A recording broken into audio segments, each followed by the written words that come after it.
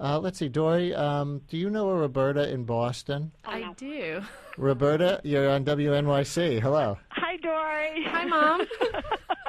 I just wanted to say that since the book has come out on her website, I virtually don't email anymore. Is that true, Doree? Yes, it's true. But I want to say that every mother loves their children, and even if they're haranguing them or nagging them, it is through love. And because we have email now, it's much easier. Face-to-face, we probably wouldn't say the things to our kids that we so easily can do by email, and that's one of the major threads of the book, I think. That's so interesting. Are you saying, Roberta, that there's a kind of license to say things that you wouldn't dare to say to somebody face-to-face? Absolutely. Is that a good thing? Maybe not. Or on the radio. On the radio, I'm watching myself, Doree, I promise. On the radio, you could say anything. Roberta, do you find yourself biting your send key like you used to bite your tongue? Absolutely. Absolutely. Are you at all insulted by this book? Because there's a lot of mom ribbing here.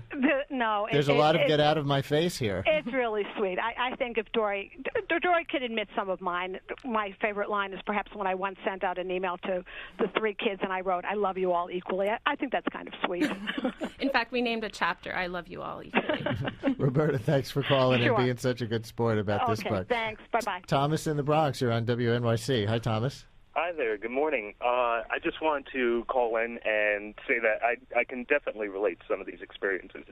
It's really great to see that they got compiled. And in reference to what the last caller just said about like this license to anonymity that that email gives you, I have a story about that topic. I'm an undergraduate student at CCNY, and I was checking my email in the campus library, and I saw an email from my mother, which I didn't think about twice about clicking on it, and it just the subject line was "Happy Holidays," and I clicked on it, and I opened it, and I was very embarrassed to find that my mother had sent me one of those rather racy holiday messages with bikini-clad women on it, and of course, it's quite by accident, I'm guessing. No, actually, it absolutely. I thought it was the one with the intentional, cute chirping frogs. All right, Thomas, thank you very much. Now, here's a serious post on our website from a listener named Lily, who says this is a really sexist idea. As usual, moms are understood as anxious worrywarts with nothing better to do than bother their children and express frustration about their husbands. It's as though moms don't have other roles in the world other than as caretakers. Dads, as the last caller expressed, are as tech-savvy and bothersome as mothers. Well, I think, of the things we've talked about so far, we've painted a somewhat stereotypical picture. But if in the book, there are all sorts of different mothers, and there's lots of emails about working. The content of my own mother's emails are often, sort of chatty and cultural. She wants to talk about, something that's in the news or some TV show, and I really appreciate her views. And a lot of that is in the book as well.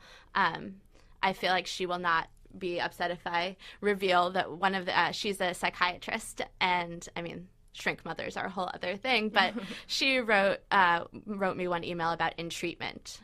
And she said, "This is the stupidest shrink I've ever seen, She's obviously experiencing transference." And, I thought it was a really smart email, and it was just 2 lines. It was really culturally apt and funny. So, I mean, yes, we are talking about typical motherly caretaking, but, I think we show mothers in a lot of different lights in the book. Molly in Brooklyn, you're on WNYC. Hi, Molly.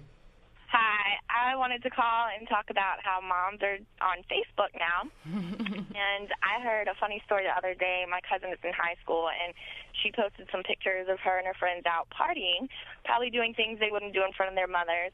And after the picture had been up for a couple of days, underneath each picture of her good friend drinking, the mother had commented, "You're grounded, you're grounded, you're grounded."